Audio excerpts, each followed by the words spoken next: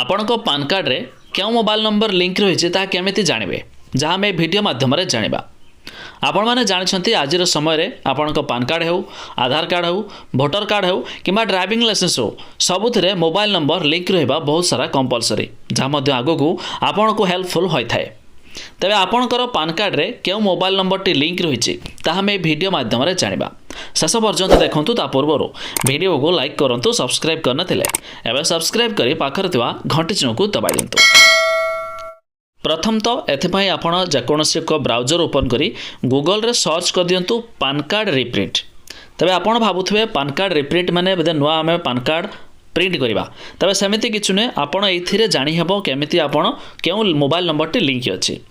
PAN card reprint ଲେଖିଲା ପରେ ଉପରେ ଆପଣଙ୍କୁ ଯେଉଁ ଆସିଯିବ ୱେବସାଇଟ୍, ସେ ୱେବସାଇଟ୍ରେ କ୍ଲିକ୍ କରିବେ। ନେକ୍ସଟ ଆପଣଙ୍କ ସାମ୍ନାରେ ନିଜର ପାନ୍ କାର୍ଡ଼ ନମ୍ବର ଦେବେ, ନିଜର ଆଧାର ନମ୍ବର ଦେବେ, ନିଜର ଡେଟ୍ ଅଫ୍ ବାର୍ଥ ଦେବେ, ମନ୍ଥ ଆଉ ଇୟର୍ ରହିଛି।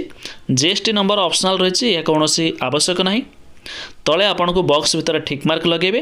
ଏଇଠି ଯେଉଁ କ୍ୟାପଚା ଆସିବ ସେ କ୍ୟାପଚା ଦେଖିକି ସବମିଟ୍ କରିକି ତାପରେ ତଳେ ଯେଉଁ ସବମିଟ୍ ରହିଛି କ୍ଲିକ୍ କରିବେ। ତେବେ ମୁଁ ମୋର କିଛି ଡିଟେଲ୍ ଫିଲ୍ଅପ୍ କରିକି ସବମିଟ୍ କରିକି ଦେଖାଉଛି।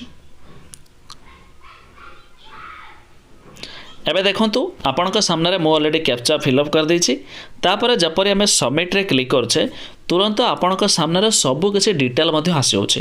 ଆପଣଙ୍କ ପାନ୍ କାର୍ଡ଼ ନମ୍ବର, ଆପଣଙ୍କ ଯେଉଁ ମୋବାଇଲ୍ ନମ୍ବରର ଲାଷ୍ଟ 4 ଡିଜିଟ୍ ମାନେ ଶେଷ ଆଡ଼ୁ 4ଟି ନମ୍ବର ଅଲରେଡ଼ି ଦେଖାଇ ଦେଉଛି, ଯାହାଫଳରେ ଆପଣ ଜାଣିପାରିବେ କେଉଁ ନମ୍ବରଟି ଆପଣଙ୍କର ଲିଙ୍କ୍ ଅଛି।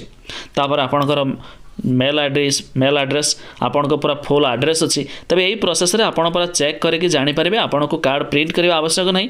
यही प्रोसेस रे आपण देखिपारे क्यों फोन नंबर टी लिंक अच्छी। तेबे जदि आपणकर लिंक नथिबो तेबे ताहा केमिति लिंक करेंगे निहाती कमेंट करंतु। तापर आमे आउ एक सेपरेट वीडियो नै आसीबा।